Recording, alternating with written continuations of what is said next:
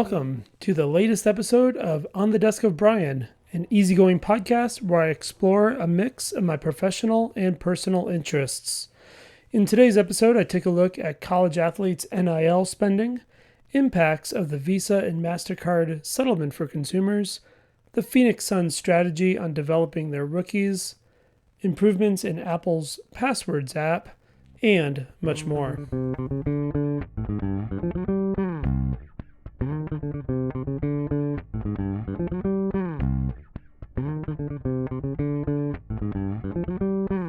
First up on my desk is education, where Stephen Day writes a blog, Paper Robots, and had an insightful article that came across my desk recently. The article discussed how college players are spending income from NIL, which is name, image, and likeness deals, since it's been legally permissible starting in 2021. Specifically, the article notes 4 different buckets of spending: cars, hobbies, luxury experiences, and investments. Unfortunately, with the money that has become available to these student athletes, the level of financial literacy hasn't necessarily matched, and notes well-documented financial troubles that occur to far too many retired professional athletes. Day notes a 2009 Sports Illustrated article that raised concerns across multiple professional sports leagues. Looking at the NFL, it mentioned that about 78% of former NFL players had either declared bankruptcy or under financial stress. Then, in the NBA, a little less than 2/3 of former players are broke within 5 years of retirement. The amount of money earned by many of these professional athletes earned in a year is more than most Americans earn in their lifetime. With that in mind, the income doesn't seem to be the main issue, but rather the saving or investing. Financial skills are vital to the chances that the athletes don't run into economic trouble.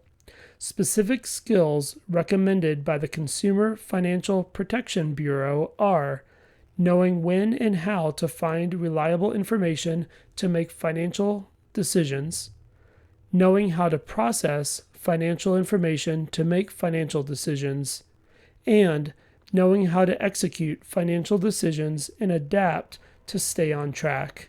Financial literacy is needed for student athletes and can really be valuable for anyone. Next up on my desk is in the area of economics, and an article out of CNBC was written by Jessica Dickler.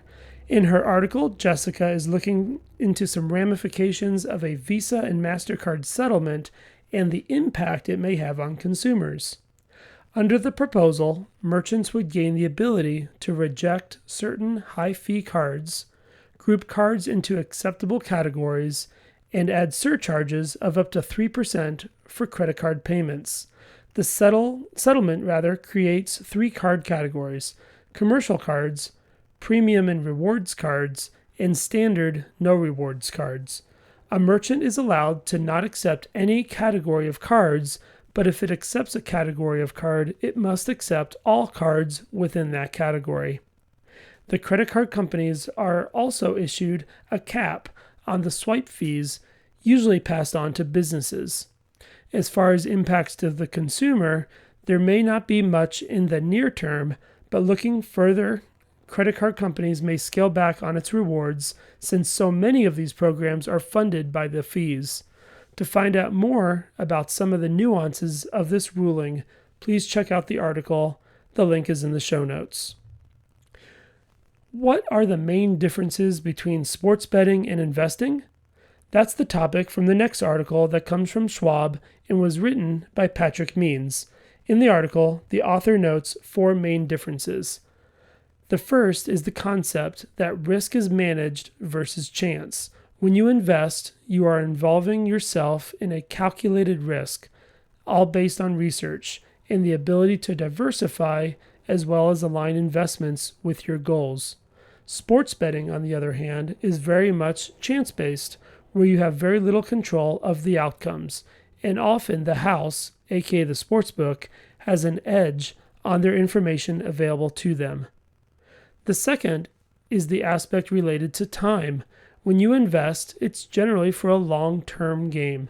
You may invest a relatively small amount for a few decades to have an expected return of several times what you initially invested through the power of compound interest. Thirdly, Patrick notes there is a fundamental behavioral difference between investing and sports betting.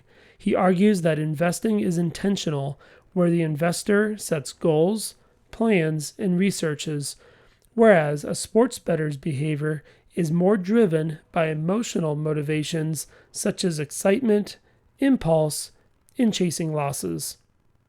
And the last difference brought up are based on the outcomes. Investing tends to be oriented towards long-term goals such as retirement and building wealth, noting that long-term investing in the S&P 500 has been positive in over several decades. Sports betting, on the other hand, has an outcome that is more game-like, no pun intended. For those who bet a fair amount, even though you may win sometimes, many end up losing much more in the long run. Speaking of sports, let's take a look at our next article from Bright Side of the Sun, written by John Voita, writing about the importance of developing Phoenix Suns draft picks Kahman Maluach and Rasheer Fleming. Both of these rookies are getting opportunities playing not just for the Phoenix Suns, but their G League team, the Valley Suns, as well. Historically, the Suns have struggled with rushing NBA minutes with some other players that haven't panned out, such as Marquise Chris and Dragan Bender. More importantly, the Phoenix Suns are currently without first-round draft picks in 2026 and 2027. Next on the desk is an article by Justis Mosqueda from Acme Packing Company. In Justis's article, he talks about former Packers cornerback Jaire Alexander and his contemplation to retire. While in Green Bay, Jaire was a two-time All-Pro and Pro Bowler in 2020 and 2022, but over the past 5 seasons has suffered from several injuries, playing in only about 46% of games. The Baltimore Ravens had signed him over the summer, but they traded him to the Philadelphia Eagles in early November. The Ravens received a 2026 sixth-round pick, while the Eagles received Alexander and a 2027 seventh-round pick. Moving on over to Arizona State University news, Michelle Gardner from AZ Central wrote the next story on my desk. She writes about Arizona State University Kenny Dillingham's media session he had on November 17th and his encouragement for local businesses to increase their financial support in the form of NIL deals with players. In the media session, Dillingham was sure to note some positives such as 6 straight home sellouts and some successes from businesses already participating in partnering with the university. Dillingham argued that NIL partnerships benefit everyone. Players earn money that keeps them in the program.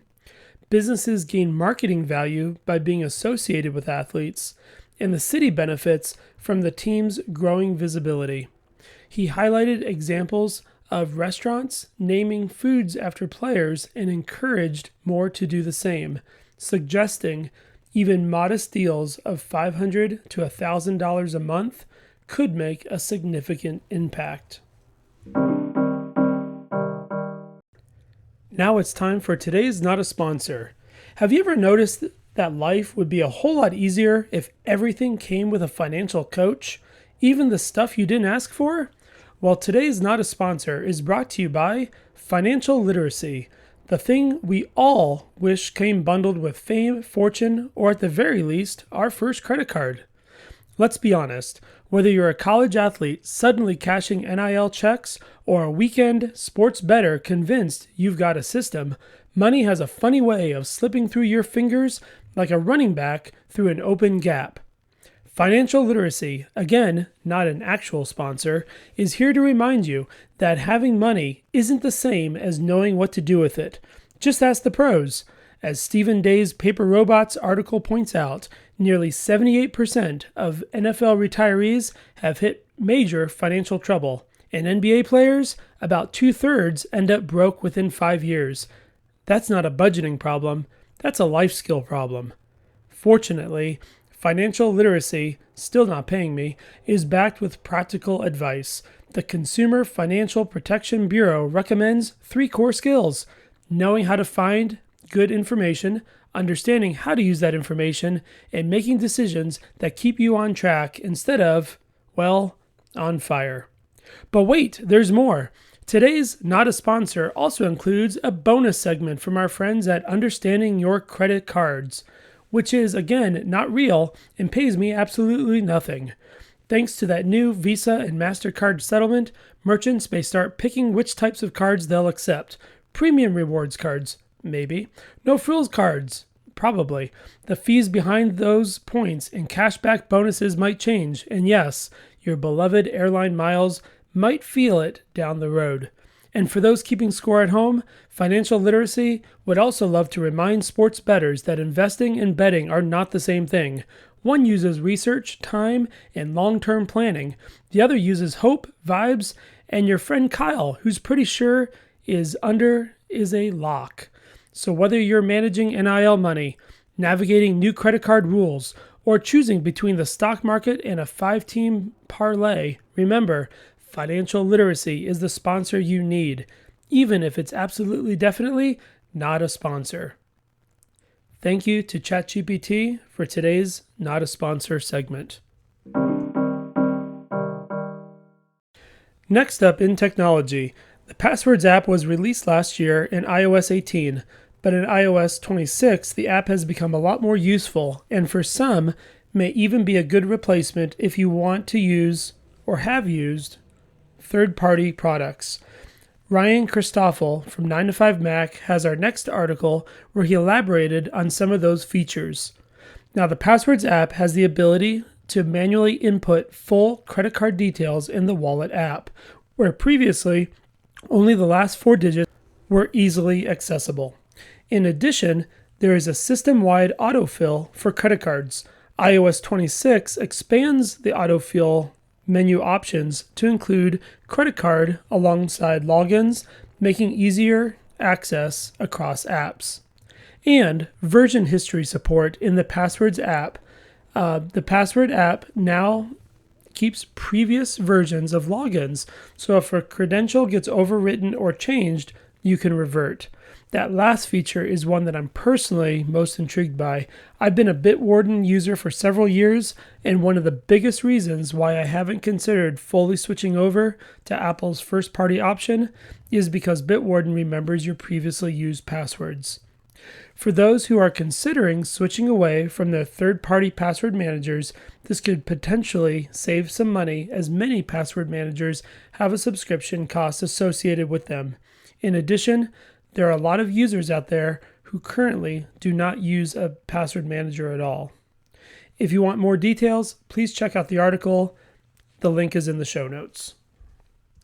And for our last story in entertainment, Apple TV has another show that's been making headlines over the last few weeks, Pluribus.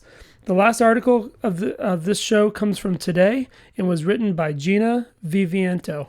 In her article, Gina expounds upon some of the reasons why Apple's new show has received a 100% on Rotten Tomatoes so far. The show is written and created by Vince Gilligan, famously known for Breaking Bad and Better Call Saul. The main character is Carol, played by Rhea Seehorn, who is one of the last remaining people on Earth who is not part of an alien invasion that puts everyone else in a happy hive mind. Please check out the links below for a link directly to the show on Apple TV, as well as Gina's article. Okay, so that wraps up another episode of On the Desk of Brian. If you liked what you heard today, please be sure to follow and subscribe so you don't miss any episodes. If you want to find me between episodes, I am often found on Mac Voices Live, which records on Tuesday evenings, 8 p.m. Eastern, 5 p.m. Pacific. Please visit my website, brian8944.com, so you can keep up with all my ongoing and upcoming projects. You can also contact me there with any feedback you may have. So until next time, so long for now.